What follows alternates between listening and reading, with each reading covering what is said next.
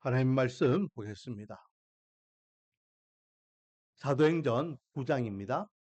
사도행전 9장 1절에서 25절까지 말씀입니다. 시작 성경 202페이지, 203페이지 되겠습니다. 사도행전 9장 1절에서 25절까지 한 절씩 돌아가면서 교독하고 25절은 합독하도록 하겠습니다. 1절입니다. 사울이 주의 제자들에 대하여 여전히 위협과 살기가 등등하여 대제사장에게 갔어.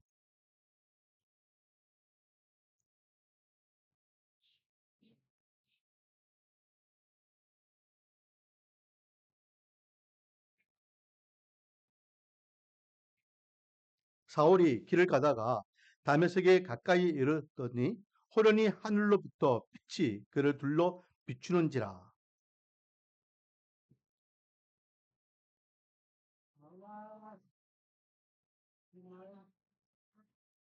대답하되 주여 누구시니까? 이르시되 나는 너가 박해하는 예수라.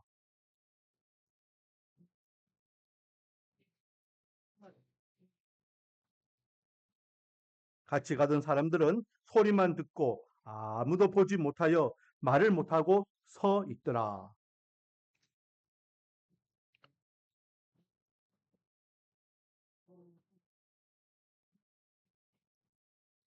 사흘 동안 보지 못하고 먹지도 마시지도 아니하니라.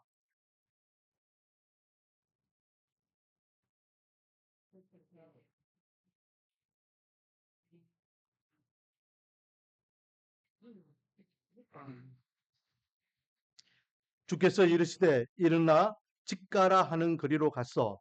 유다의 집에서 다수 사람 사울이라 하는 사람을 찾으라. 그가 기도하는 중이니라.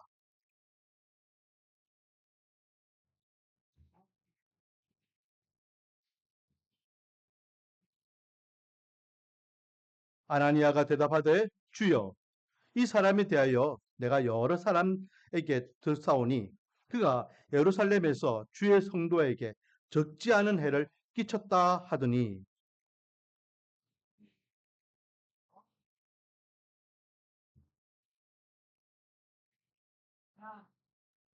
주께서 이르시되 가라. 이 사람은 내 이름을 이방인과 임금들과 이스라엘 자손들에게 전하기 위하여 택한 나의 그릇이라.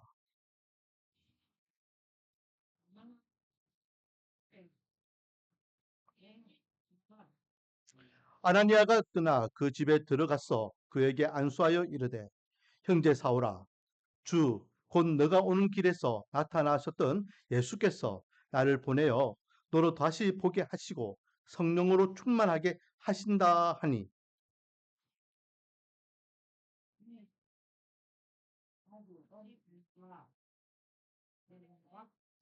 음식을 먹음에 강건하여지니라. 사울이 다메섹에 있는 제자들과 함께 며칠 있을새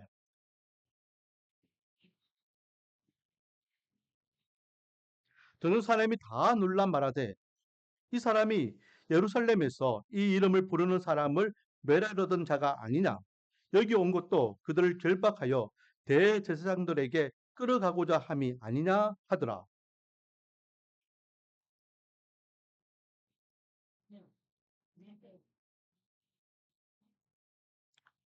여러 날이 지나매 유대인들이 사울 죽이기를 공모하더니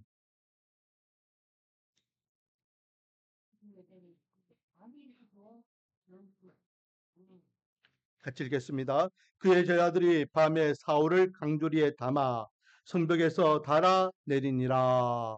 아멘. 할렐루야. 오늘도 하나님께 나와 찬양과 경배 예배로서 하나님 앞에 영광 돌리는 사랑하는 손님 한 분 한 분 머리 위에 하나님의 한량없는 은혜와 축복이 가득하기를 주님의 이름으로 축원드립니다. 자, 그리스에는요, 시간이나 개념이 두 가지 개념이 있다고 합니다. 하나는 그냥 흘러가는 시간이에요. 흘러가는 시간. 지금도 시간은 계속해서 흘러가고 있습니다. 그렇죠? 어, 아무 의미 없이 그냥 지나가는 시간이라는 개념이 있습니다. 이거를 크리노스라고 이야기해요. 그리고 또 한 가지 시간이 있습니다. 그는 어떤 특별한 시간을 이야기하죠. 특별한 시간. 남들에게는 그냥 아무 의미 없는 시간이지만 나한테는 그 시간이 특별하다라는 겁니다. 예를 들어서 11월 6일 같은 경우에는 특별한 시간이에요. 남들은 뭐 11월 6일이 뭐야? 국경일이야? 뭐 무슨 날인데? 하지만 우리 교회는 11월 6일이 무슨 날입니까?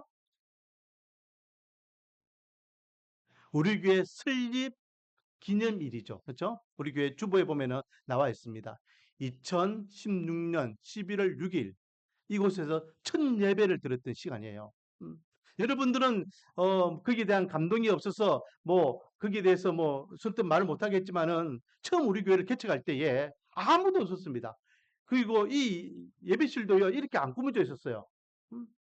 그냥 시멘 바닥에 여기 타일 붙여놓고 이 벽에도 그냥 이렇게 스티치 붙여놓고 그렇게 행했습니다. 똑같은 11월 1일이지만은 요즘 11월 첫 주는요 따뜻해요. 근데 그때는요 왜 그래 추웠는지 몰라요. 네. 우리 애 둘이 하고 집사람하고 네 명이 집사람이 눈물의 기도를 드리고 제가 감사의 말씀을 전하고 다 예배 드리고 난 다음에 11시 예배 다 끝나니까 뭐 아무것도 없잖아요. 그래서 그때는 라면 끓여 먹었어요, 라면. 라면 끓여 먹으면서 쪼그려 앉아가지고, 야, 우리가, 2시에 예배인데 2시까지 그래도, 기다려야 된다. 그래가 아무것도 안 하고, 2시까지 앉아 있는 거예요, 네 사람이. 그리고 2시 되면은 또 모이자, 모이자, 우리 또 예배 드리자. 그렇게 시작한 교회가 우리 교회입니다. 11월 6일은요, 다른 사람들은 뭐 그냥 평범히 지나가는 시간일 줄 몰라도 저와 여러분에게는 우리 말씀과 은혜교회가 이 땅에 세워진 아주 기념적인 날임을 우리는 기억해야 될 줄 믿습니다. 하나님께서 이 땅에 왜 우리 교회를 세워주셨는지를 늘 기억하면서 하나님께 원하시고 하나님 기뻐하시고 하나님께서 만족하시는 교회가 되기를 함께 노력하기를 소망합니다. 이렇게 기념하는 날, 이 기념하는 날을 카이로스라고 해요. 카이로스. 음. 남들에게는 아무 의미가 없지만 나에게는 특별한 의미. 여러분들에게도 다 이런 날들이 있어요.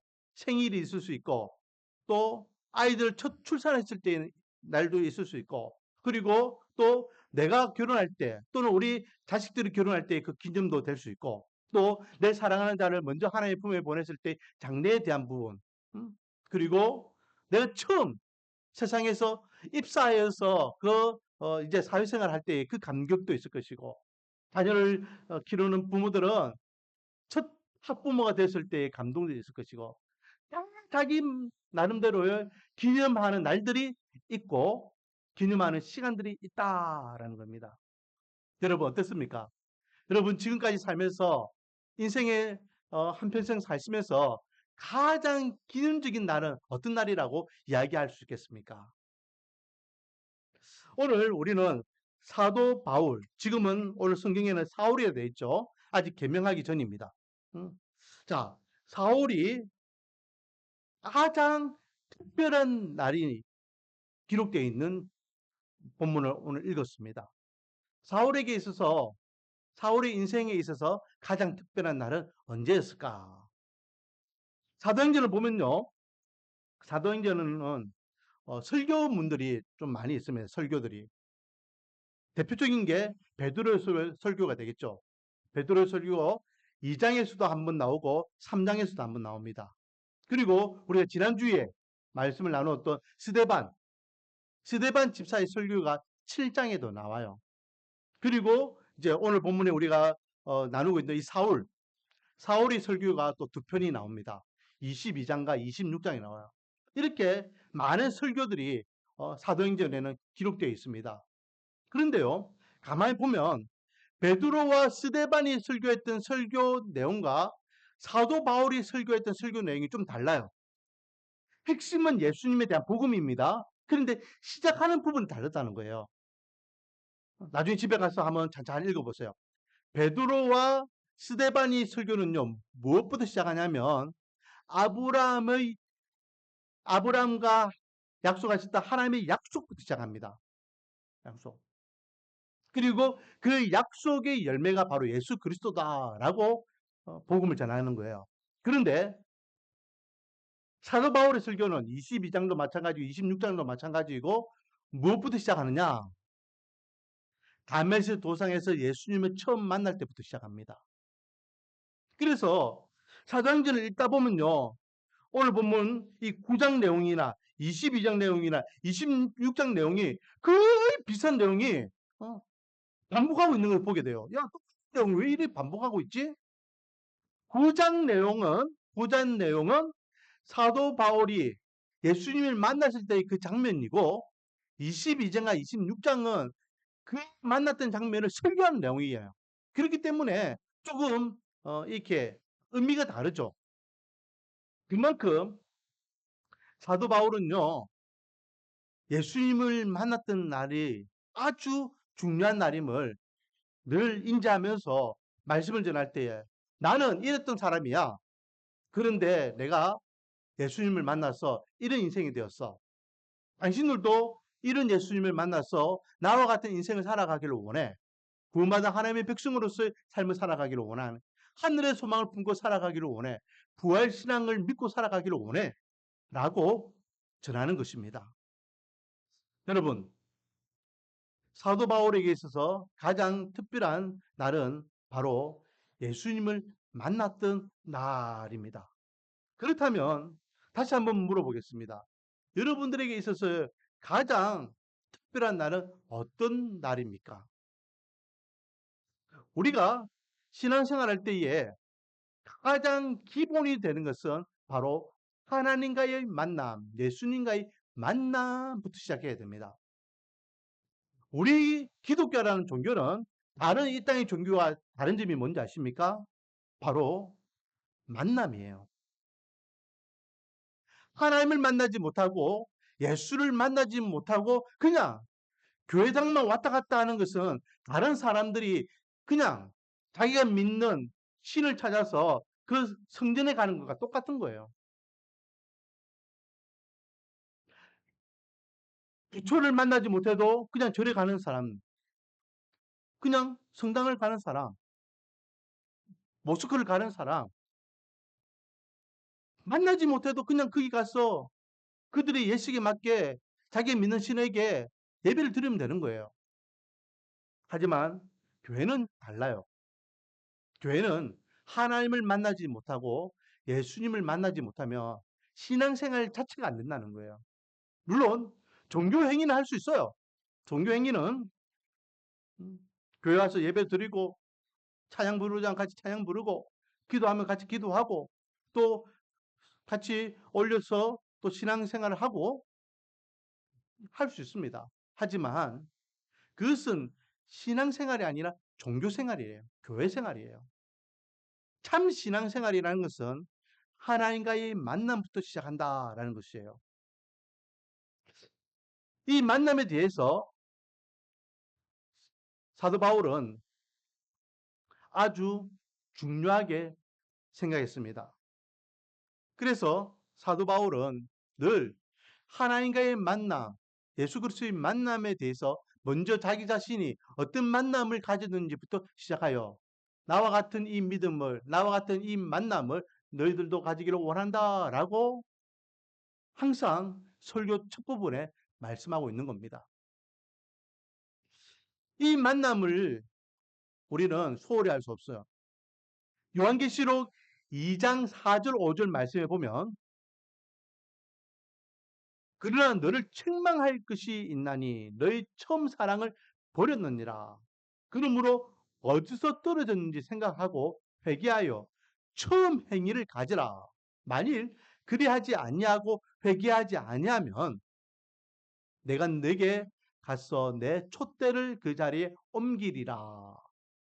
이 말씀은 어떤 말씀이냐면 예수님께서 에베소 교회에 하신 말씀이에요. 에베소 교회는요. 이 사도 바울이 개척해서 세우신 교회입니다. 이 에베소 교회는 정말로 믿음 위에 잘 세워진 교회였습니다. 나중에 집에 가서 에베소서를 읽어보면 이 에베소 교회에 대한 내용이 쭉 나와요. 그런데 약 40년이 지났을 때에 요한계시록을 통하여 예수님께서는 이 에베소 교회를 책망하고 계셔요. 처음 사도 바울을 통하여 복음을 들었을 때에는 정말로 누구보다도 열심으로 믿음 생활, 신앙생활을 하였는데 30년이 지났을 때의 에베소 교회는 무엇을 잃어버렸다? 첫사랑을 잃어버렸다. 행위를 잃어버렸다. 여전히 에베소 교회는 모여서 예배를 드리고 또 구제 사업을 하고 선교사들을 파송하고 또 선교사들을 후원하고 누구보다도 앞장서서 교회 역할을 합니다. 하지만 예수님께서는 야, 너희들이 형식적으로 그렇게 교회 탈만 쓰고 있는 거 나 원하지 않아. 너희들은 이미 나를 향한 첫사랑을 잊어버렸어. 라고 지적하시면서 언제 어디서 그 첫사랑을 잃어버렸는지를 다시 한번 점검하여서 첫사랑을 회복하라 라고 말씀하고 계세요. 우리는 다 예수님을 만났을 때가 있습니다. 어릴 적부터 신앙생활 하던 사람은 어릴 적에 어느 순간 예수님을 만났겠죠. 그리고 또 장성했을 때에는 어떤 계기에 의해서 예수님을 만날 수도 있습니다. 뭐 간증하시는 분들 이야기 들어보면은 어떤 사건과 사고에 의해서 몸에 어려움을 당하고 또 질병으로 인하여서 또 힘들어지고 이때에 예수님을 만날 때도 있고 또 생각지 못한 어떤 존재자의 말 한마디에 내가 귀가 열려서 그 말씀이 들어와 믿어져 예수님을 만날 때도 있고 다 신앙생활의 첫 발걸음은 예수님을 만남부터 시작한다는 거예요. 어떻습니까? 여러분은 처음 예수님을 만났을 때에 그때가 기억나십니까? 그리고 그 첫 만남을 우리는 잊으면 안 돼요. 아까 전에 제가 이야기했던 뭐 출산이나 생일이나 입사나 이런 것들은 우리가 늘 되새김질하잖아요. 시간이 지나도 그때를 기억합니다. 이와 같이 내 인생의 가장 특별한 날이 어떤 날이냐라고 할 때에 무엇보다도 내가 예수님을 만난 날이 가장 특별한 날이 되기를 원하고 그 날을 늘 상기하기를 원합니다. 그 은혜를 늘 기억하기를 원하고 주님의 그 사랑을 늘 우리가 기억하기를 원합니다.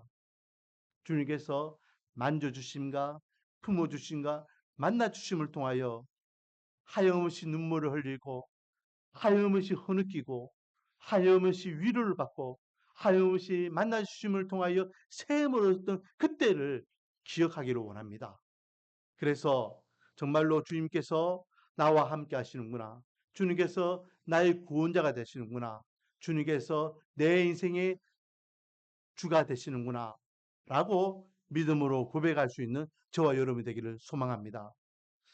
지금 사도 바울이 예수님을 만날 때 장면이 어떤 장면이냐? 한번 보겠습니다. 1절입니다. 1절 말씀을 보면 사울이 주의 제자들에 대하여 여전히 유업과 살리가 등등하여 대제사장에게 갔어 다메섹 여러 회당에 가져갈 공문을 청하니 이는 만일 그 도를 따르는 사람을 만나면 남녀를 막론하고 결박하여 예루살렘으로 잡아오려 하매라. 지금 사도 바울은요, 예수님을 믿는 사람들을 박해하는 자들이었으며 예루살렘에 있는 교회를 핍박하였고 그래서 예루살렘에 있는 사람들이 뿔뿔이 흩어져서 다른 지역으로 도망가 거기에서 신앙생활 하니까 그 사람들까지도 쫓아가가지고 잡아오려고 했고 오늘 본문에는 다메섹이라는 완전히 다른 나라에 있는 곳까지 대제사장으로부터 허가증을 받아서 잡으러 가는 중이었어요. 예수님을 만나기 전에 이 사도 바울은 철저하게 예수님을 핍박하고 교회를 핍박하는 예수님의 원수의 원수였다라는 거죠. 자기는 그게 잘하는 줄 알았습니다. 자기가 하는 그 행동이 맞는 줄 알았어요. 그래서 이 다메섹 도상에서 예수님을 만날 때에 예수님께서 사울에게 뭐라 하십니까? 사울아, 사울아. 사울이 누구십니까? 나는 너가 박해하는 한글 기억 한글판에서는 너가 나를 핍박하는 예수다라고 이야기. 자, 5절 말씀. 대답하되 주여 누구시니까? 이르시되 나는 너가 박해하는 예수라. 바울은 예수님을 만나기 전에 철저하게 예수님을 박해하며 예수님을 핍박하며 교회를 핍박하며 예수님과 반대되는 예수님 입장에서는 원수 같은 인간의 인생을 살았다라는 것입니다. 그랬던 바울이 예수님을 인격적으로 만나니까 인생이 완전히 180도 바뀌게 되는 것을 보게 됩니다. 예수님을 만난 이 바울이 그 인생이 어떻게 바뀌었습니까? 오늘 본문에 보면 예수님을 만나고 난 다음 그는 인생이 바뀌게 되는데, 자, 20절 말씀을 볼까요? 20절 말씀. 20절 말씀 보면 즉시로라고 돼요. 즉시로 각 회당에서 예수가 하나님의 아들이심을 뭐했다? 전파하니. 여기에서 즉시로는 언제를 이야기하느냐? 사도 바울이 예수님을 만날 때에 하늘에서 강력한 빛이 내리비칩니다. 그래서 그 빛에 의해서 낙마하게 되죠. 그리고 눈이 실명하게 됩니다. 아무것도 안 보이게 돼요. 그러는 가운데 예수님의 소리를 들었던 거예요. 그리고 예수님께서 말씀하십니다. 다메섹에 들어가면 널 위하여 기다리는 한 사람이 있다. 아나니아라는 사람을 만나라 라고 이야기하셔요. 자, 그래서 그가요, 자기가 눈이 안 보이니까 같이 가던 무리의 손에 이끌려서 다메섹으로 갑니다. 6절, 8절 말씀. 사울이 땅에서 일어나 눈을 떴으나 아무것도 보지 못하고 사람의 손에 끌려 다메섹으로 들어갔어. 9절 말씀 보니까 사흘 동안 보지 못하고 먹지도 마시지도 못했다. 약 3일 동안 식음을 전폐하고 그렇게 끙끙끙거리면서 누워 있는 거예요. 이때에 예수님께서 또 한 사람에게 나타나시죠. 바로 다메섹에 살고 있던 아나니아라는 사람이었어요. 그리고 아나니아에게 말씀하십니다. 아나니아야, 지금 유다의 집에 가봐라. 유다의 집에 가면 사울이라는 인물이 있을 거야. 그 친구에게 안수하여 기도해서 눈을 고쳐주고 그리고 복음을 전해. 이 사람은 내가 앞으로 하나님의 나라를 위하여 이방인과 여러 임금들과 그리고 이스라엘 위하여 세운 나의 사람이야. 그러니 그 사람을 만나봐 라고 말씀하셔요. 그 아나니아가요, 기도하다가 이 음성을 듣고 순복해야 되는데 아나니아의 반응이 어떤지 아십니까? 자, 13절 한번 읽어보겠습니다. 13절. 같이 읽어보겠습니다. 시작. 아나니아가 대답하되 주여 이 사람에 대하여 내가 여러 사람에게 듣사온즉 그가 예루살렘에서 주의 성도에게 적지 않은 해를 끼쳤다 하더니 여기서도 주의 이름을 부르는 모든 사람을 결박할 권한을 대제사장들에게 받았나이다 하거늘. 반응이 어떻습니까? 주님, 내가 사울에 대한 이야기를 들었습니다. 이 사울이요, 예루살렘에 있는 얼마나 많은 하나님의 사람들을 결박하고 핍박했습니까? 뿐만 아니라 그가 이 다마스가 온 이유도 제가 알고 있습니다. 예수 믿는 사람을 잡아 대제사장에게 끌고 가려고 하는 거 아닙니까? 그런 글을 내가 만나면 안 되는 거 아닙니까? 아나니아의 반응은요, 냉했습니다. 그만큼 이 사울에 대한 소문이 흉했다는 거죠. 그만큼 사울은 하나님 앞에서 완전히 반하는 인생을 살았던 인물이었습니다. 그랬던 그를 이 아나니아가 만나요. 그리고 그를 위하여 기도해주고 축복해주니까 그의 눈에 가려졌던 비늘이 벗겨지고 다시 눈이 밝아집니다. 기력을 회복한 그가 음식을 먹고 정신을 차리고 난 다음 금방 읽었던 20절 즉시로 정신 차리고 난 다음 즉시로 뭐 했다고요? 뭐 했다고요? 나가자마자 전도했다는 거예요. 그가 3일 전에 이 다메스로 올 때는 어떻게 하기 위해서 왔다? 예수 믿는 자들을 잡아가기 위해서 왔던 그가 3일 후가 되었을 때는 어떻게 바뀌었다? 예수를 전할 자가 되었다. 완전히 입장이 바뀌게 되는 거예요. 그 3일 동안 무슨 일이 일어났습니까? 예수님을 만나는 일이 일어났잖아요.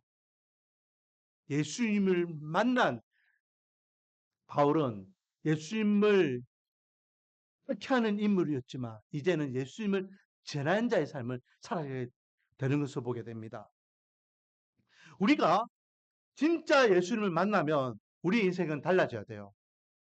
진짜 인생 예수님을 만나면 예수님을 만나기 전에는 나를 위하여 살았던 인생입니다.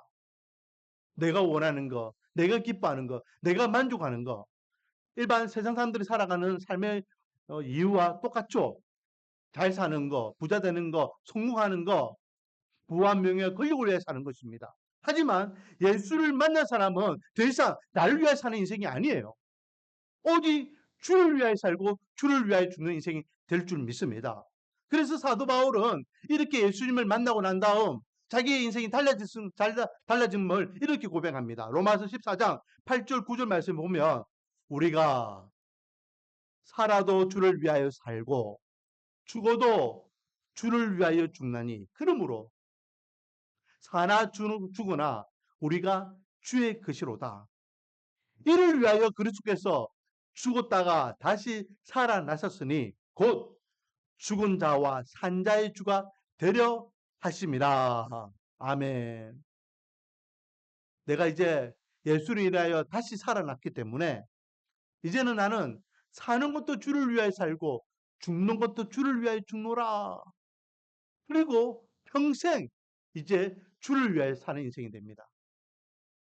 주를 위하여 사는 인생이 된다는 것은 예전에 자기가 그랬던 같이 로마 정부로부터 또 유대인들로부터 그는 공격의 대상이 되고 핍박의 대상이 되는 거예요.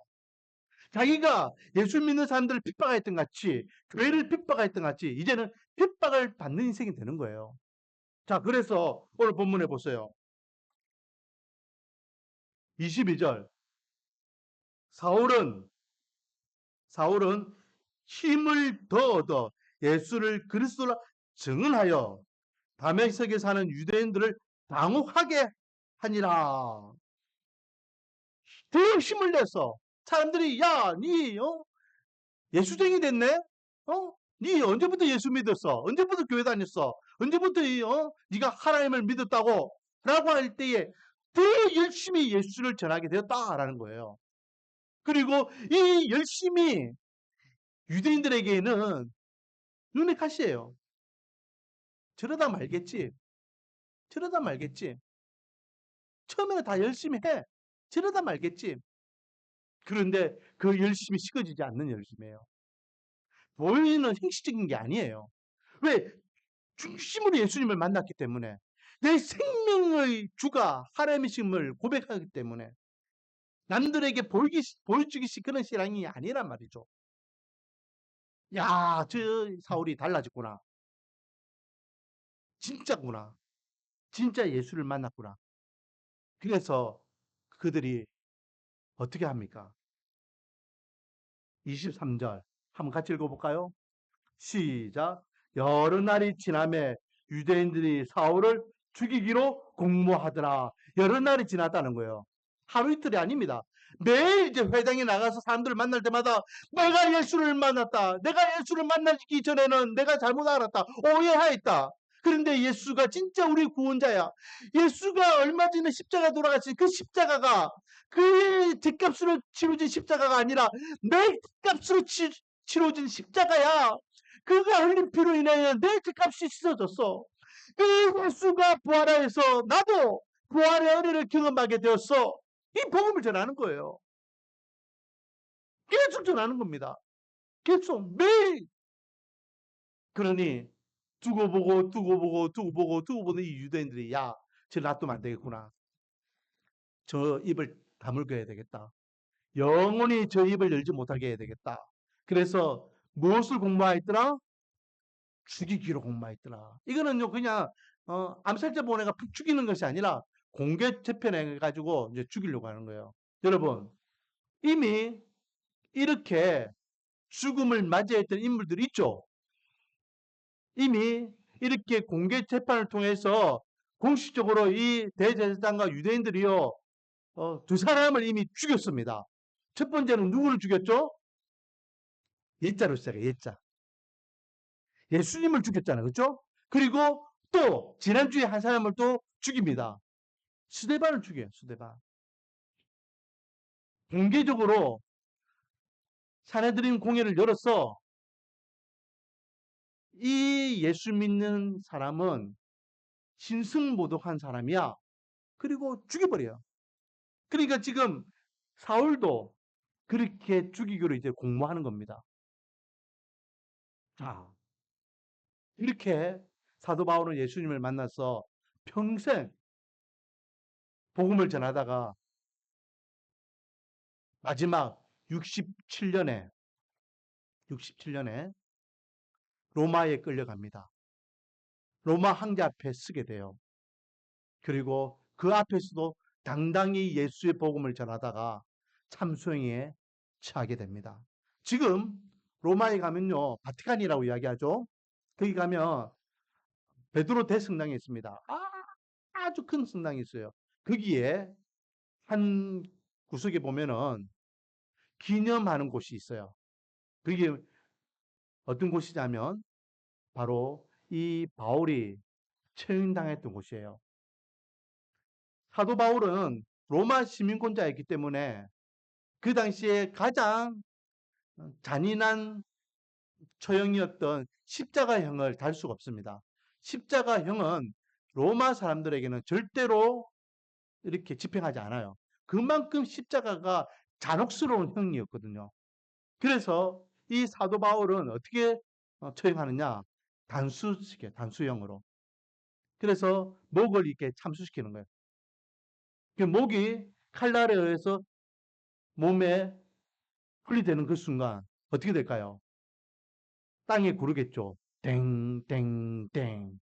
그래서 그렇게 땅에 세 번 탱탱탱 굴렀던 그 지점을 그대로 복원해가지고 기념하고 있어요. 사도 바울이 순교했던 순교지로. 예수님을 만난 사도 바울은 인생이 바뀌었습니다. 예수님을 핍박하는 자가 예수님의 복음을 전하는 자를 자기의 성공을 위하여 자기를 위하여 자기 의를 위하여 살았던 인생이 예수를 위하여 사는 인생. 그리고 예수의 복음을 전하다가 그는 예수님을 더럽히기 위해서 마지막 순교까지 하게 되는 것을 보게 됩니다. 우리가 진짜 예수님을 만나면 우리의 인생도 달라져야 돼요. 입으로만 내가 예수님을 믿고 있어. 내가 교회를 다녀. 내가 구원받았어. 삶이 바뀌지 않는 사람은 아직 온전히 예수님을 만났다라고 할 수 없어요.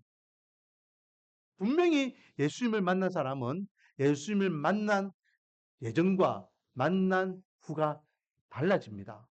원하기는 저와 여러분은 반드시 예수님을 만나 그 만남의 은혜를 늘 기억하며 그 은혜로 매 예배 시간마다 감동과 감격이 있는 예배로 하나님 앞에 감사드리고 또 그렇게 새 생명의 믿음을 고백하는 하나님의 백성으로서 주를 위하여 죽고 주를 위하여 사는 인생 되어 하나님 앞에 서기를 원합니다. 우리 말씀하는 교회 성도들은 한 사람도 그냥 교회 모았다 갔다 하는 종교인이 아니라 주님을 온전히 만난 그래서 주님을 위하여 살고 죽는 참 신앙인이 되어 한 명도 예외 없이 다 천국에서 영생의 기쁨을 누리기를 주님의 이름으로 축원드립니다. 기도하겠습니다. 아버지 하나님, 사도 바울이 다메섹 도상에서 예수님을 인격적으로 만났던 이 모습과 같이 우리도 주님을 만났던 때가 있습니다.